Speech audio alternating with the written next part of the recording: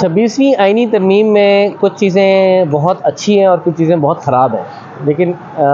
ہمیں جس چیز پہ اعتراض ہے وہ یہ کہ کام آپ نے اچھا کیا لیکن نیت آپ کی ٹھیک نہیں ہے۔ عدلیہ کے سیاست میں مداخلت جو ہے، عدلیہ کی سیاست میں مداخلت کے حوالے سے جو حکومت کے اعتراضات ہیں وہ درست ہیں۔ عدلیہ کا کام یہ کبھی بھی نہیں تھا کہ وہ وزرائے اعظم کو اس طرح سے کرسی سے کبھی اتارے، کبھی کسی کو حکومت بنانے میں کردار ادا کرے، کسی کو حکومت جو ہے اس کی بنائے اور گرائے۔ لیکن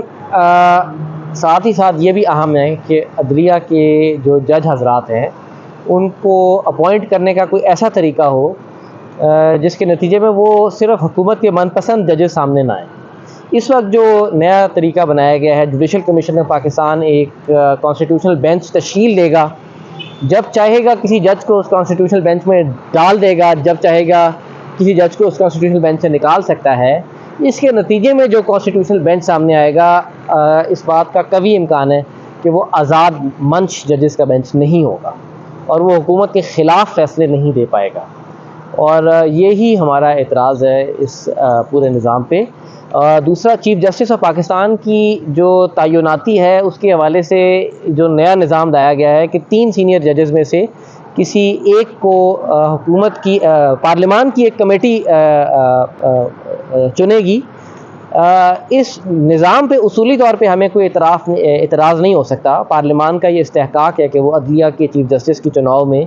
اس کا ایک رول ہو، اور خاص طور پہ جب حکومت اور اپوزیشن مل کے یہ فیصلہ کر رہے ہیں کہ 2/3 اکثریت چاہیے آپ کو پارلیمان کی۔ لیکن مسئلہ یہ ہے کہ جن حالات میں یہ کام کیا جا رہا ہے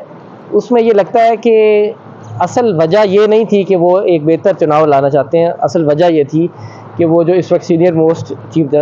جج ہیں، سینئر یونی جج جسٹس منصور علی شاہ، حکومت کو شاید ان سے کوئی خطرہ ہے کہ یہ ہمارے قابو میں نہیں ہے۔ اس چیز پہ ہمیں اعتراض ہے۔ یہ نیت اگر ٹھیک ہو تو اس نظام میں کوئی غلطی نہیں ہے، اور یہ حکومت کی کیا نیت ہے یہ آپ کو چند دنوں میں نظر آ جائے گا۔